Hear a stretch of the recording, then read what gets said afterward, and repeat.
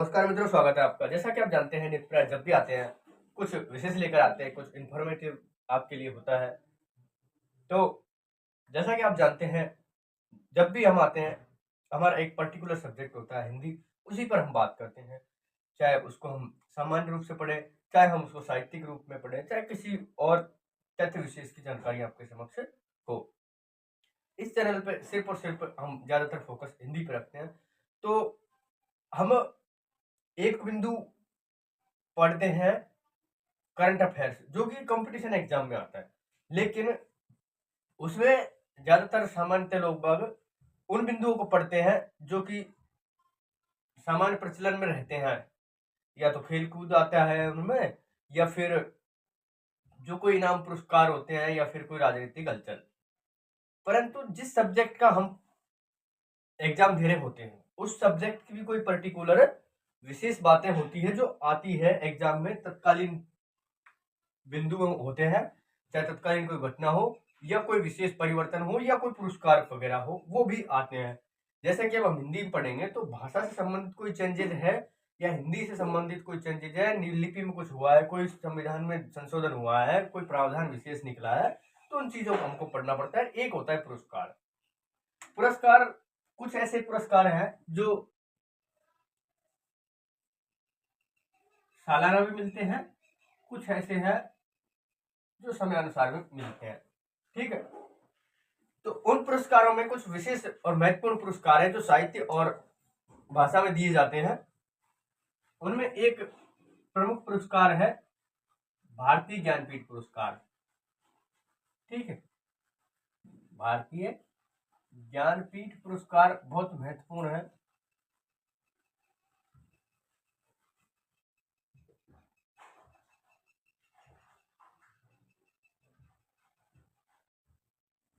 तो मित्र, हम जान रहे थे भारतीय ज्ञानपीठ पुरस्कार को। थोड़ा वीडियो रुक गया था। मैं कह रहा था कि वर्तमान में 11 लाख रुपए है, वाग्देवी की काश प्रतिमा है और प्रशस्ति पत्र है। तीनों चीजों को एक साथ में मिला करके ये वर्तमान में भारतीय ज्ञानपीठ पुरस्कार दिया जाता है। भारतीय ज्ञानपीठ नाम से एक संस्था है, वो इस पुरस्कार को देती है। उसके अध्यक्ष वर्तमान में जस्टिस विजेंद्र जैन है। ठीक है, शंकर क्रूप जी को पहला भारतीय ज्ञानपीठ पुरस्कार मिला था 1965 में, और 1961 में भारतीय ज्ञानपीठ की स्थापना हुई थी। और ये पुरस्कार कुछ विशेष विशेषताएं लेकर रहता है। एक तो ये 1 साल एडवांस में चल रहा है फिलहाल के लिए, 2024 तक के लिए। आपको 2024 में, क्योंकि ये वार्षिक पुरस्कार है। क्या है ये? वार्षिक है।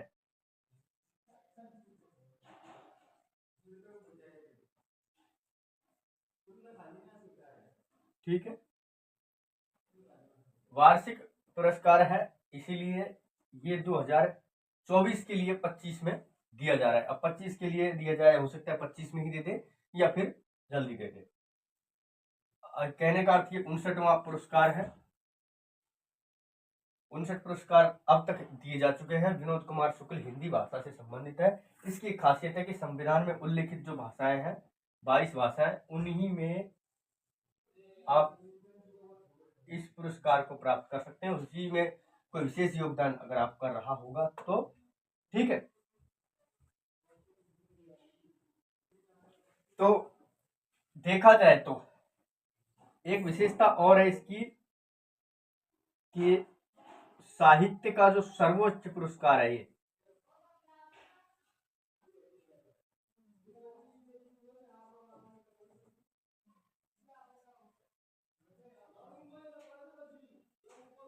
ठीक है, और इसकी एक विशेषता भी रहेगी कि इसके जो 59 नाम है वो मैंने आपको बता दिए हैं शायद एक लिस्ट में। नहीं तो एक वीडियो में हम इन सब नामों को जानेंगे, क्योंकि ये नाम आपके काम आते हैं। किस पर किसको मिला? या तो ये विशेष रचना पे मिलेगा, विशेष रचना पे मिलेगा, ठीक है, या फिर संपूर्ण साहित्य पे मिलेगा आपको। ठीक है, ऐसे लिखा आ जाएगा, संपूर्ण साहित्य सेवा। ठीक है, या फिर साहित्य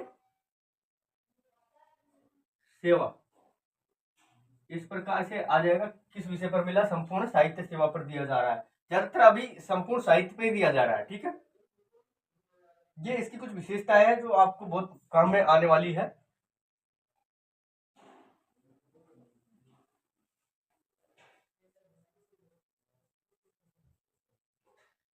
मलयालम के लेखक थे, मलयालम पे ही ये शंकर कुरूप जी को मिला था। और अब जो ये है, और ये नौकर की कमीज पर दिया जा रहा है आपको, ठीक है। अब फिक्स डिसीजन नहीं हुआ है कि नौकर की कमीज पर दिया जा रहा है या फिर इनके संपूर्ण साहित्यिक योगदान पर दिया जा रहा है। लोग बाग संपूर्ण साहित्यिक योगदान ही कह रहे हैं, लेकिन फिर भी नौकर की कमीज इनकी प्रसिद्धि का कारण रहा है, ठीक है।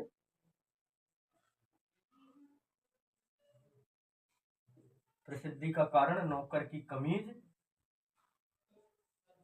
और एक है, एक दीवार में एक खिड़की रहती थी।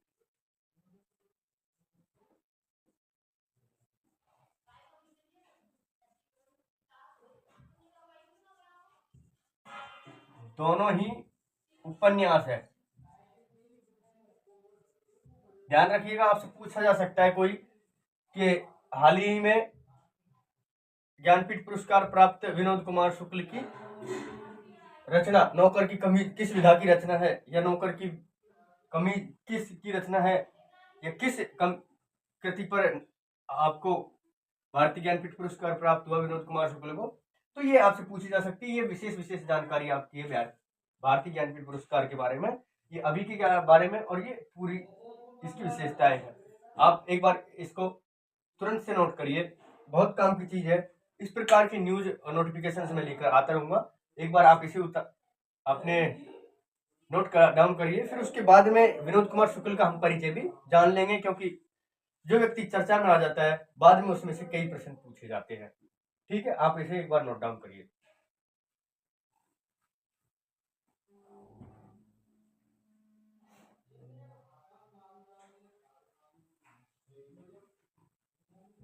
तो उम्मीद है आपने इसको नोट कर लिया होगा। अब हम आगे बढ़े, विनोद कुमार शुक्ल का परिचय जान लेते हैं विनोद कुमार शुक्ल का, ठीक है। विनोद कुमार शुक्ल हिंदी भाषा से संबंधित है और हिंदी साहित्य में इनका बहुत बड़ा योगदान है। तो हिंदी साहित्य में योगदान होने के नाते हमें इन्हें आज नहीं तो कल पढ़ना ही पड़ता। तो जो वर्तमान कवि है उनमें हम जब हिंदी साहित्य में आते तो विनोद कुमार शुक्ल का नाम आता। तो उसी के रूप में हम जोड़ करके एक बार विनोद कुमार शुक्ल को पढ़ लेते हैं, क्योंकि मैंने जैसा कि आपसे कहा कि जो व्यक्ति चर्चा में आ जाता है उससे संबंधित प्रश्न भी आने लग जाते हैं प्रतियोगी परीक्षाओं में। तो आइए जानते हैं विनोद कुमार शुक्ल का साहित्यिक और जीवन परिचय। आप ये समझ लेते हैं कि साहित्यिक परिचय जान लेते हैं या जीवन परिचय, अलग अलग बातें हैं, थोड़ा सा फर्क है।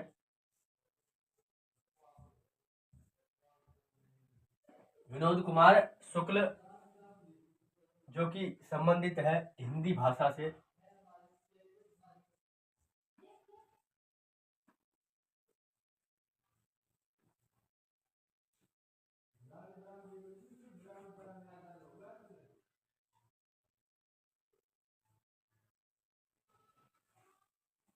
सामान्य जीवन परिचय,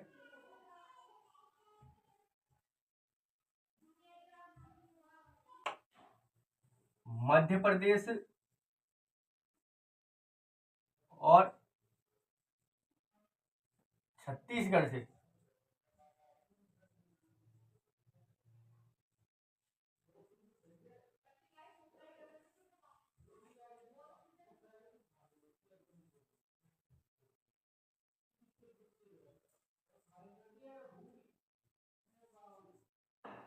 छत्तीसगढ़ और मध्य प्रदेश से संबंधित है ये, ठीक है।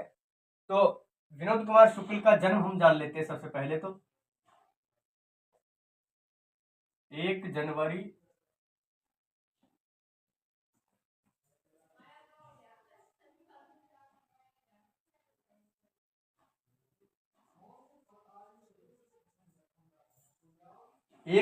1937 को इनका जन्म हुआ था। कहां पर हुआ? जन्म हुआ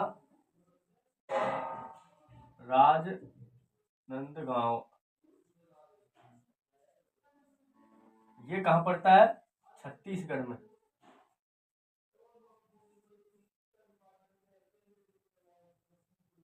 ठीक है, छत्तीसगढ़ में राजनांदगांव पड़ता है और इन्होंने शिक्षा में किया हुआ था MA एग्रीकल्चर से। ठीक है, और ये भी कहां से किया? MP से। एग्रीकल्चर के ये प्रोफेसर भी थे, 2-3 जगह पर ये प्रोफेसर रहे हैं। बात आती है इनके परिचय में माता और पिता। ठीक है, पिता का नाम शिव गोपाल शुक्ल।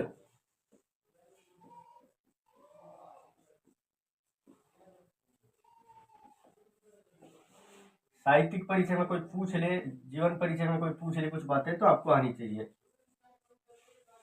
रुक्मणी देवी इनकी माता का नाम था। ठीक है, पत्नी का नाम सुधा है। ये बातें इनके जीवन में बड़ी महत्वपूर्ण है। अब यहाँ जब इनका साहित्यिक परिचय जानेंगे हम, तो पहली जो रचना है वो आपकी है जय हिंद। ये कविता संग्रह है, 1971 में प्रकाशित हुआ।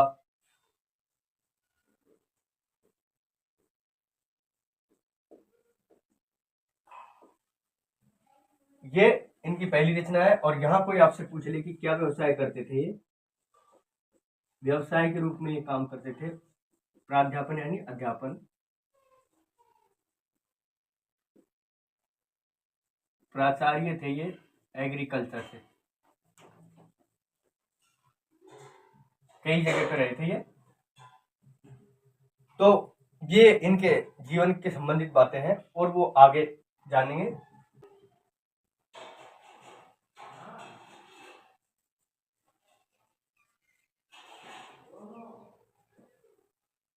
तो इन्होंने कुछ साहित्यिक संस्थाओं में भी अपना योगदान दिया है। तो एक का नाम था निराला सृजन पीठ। ठीक है, एक का नाम था भारत भवन, एक का नाम भारतीय ज्ञानपीठ। भारतीय ज्ञानपीठ के सदस्य भी रहे ये ध्यान रखिए आप। भारतीय ज्ञानपीठ के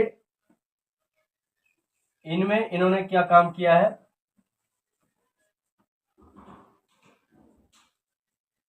साहित्यकार के रूप में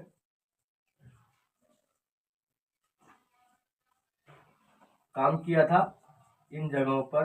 ठीक है, एक और है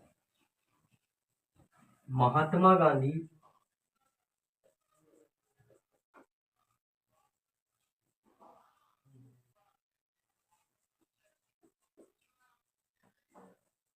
अंतरराष्ट्रीय विश्वविद्यालय वर्धा, 2013-14 में अतिथि के रूप में रहे।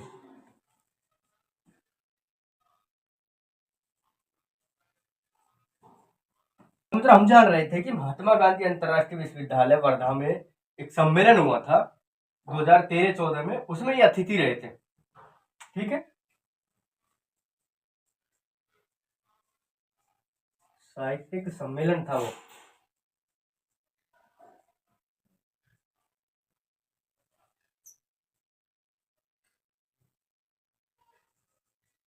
बहुत बड़ा आयोजन था इसमें।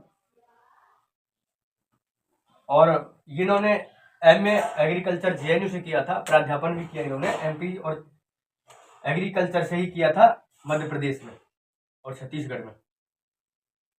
ठीक है,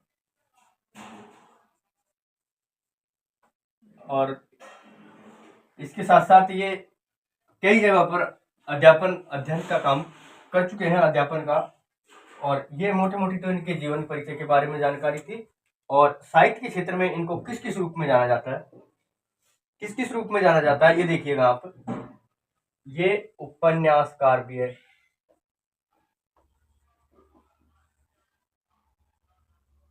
कहानीकार भी है, कवि भी है, नाटककार भी है। नाटककार इनका है नहीं है, एक नाटक इनके संबंध में दूसरे का है। साथ के साथ ही अनुवादक भी है। ये बात आप ध्यान रखिए। और इनका जो खुद का निजी विषय है वो हिंदी न होकर के कृषि विज्ञान है। ध्यान रखिए, एग्रीकल्चर।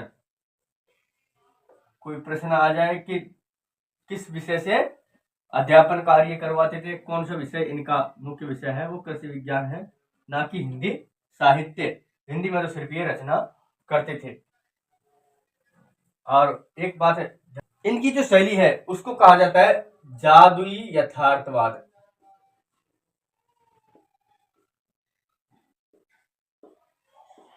ये ध्यान रखिए, जादुई यथार्थवाद का नाम आ जाए तब आप नाम जोड़ दीजिए विनोद कुमार शुक्ल का। पहली रचना जय हिंद नाम से कविता संग्रह प्रकाशित हुआ। और अब हम इनका नौकर की कमीज,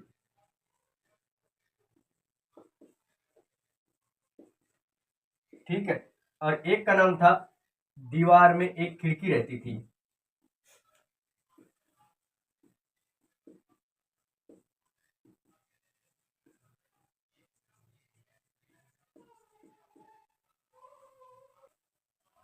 ये तो इनके दो उपन्यास है। कहानी है पेड़ पर एक कमरा, प्रमुख कहानी है, 1988 में प्रकाशित हुई थी। ठीक है, कविता संग्रह इनका जो प्रमुख है वो इनका एक तो आपको मैंने बता ही दिया, जय हिंद से लंबी कविता 1988 में, और वह आदमी गर्म कोट पर पहनकर चला गया 1961 में। यह है सब कुछ बचा रहेगा 1992। ये प्रमुख आपकी रचनाएं हैं। तो ये सामान्य तौर पर इनका जीवन परिचय है। और कोई विशेष रूप से मौका मिला तो विनोद कुमार शुक्ल के बारे में हम जानेंगे। तो आज का ये सेशन आपके लिए यहीं पर समाप्त होता है। विनोद कुमार शुक्ल का हमने सामान्य परिचय जान लिया है, आप इसे एक बार अपनी नोटबुक में नोट कर लीजिए। ठीक है, तो तब तक के लिए दीजिए इजाजत। नमस्कार, धन्यवाद।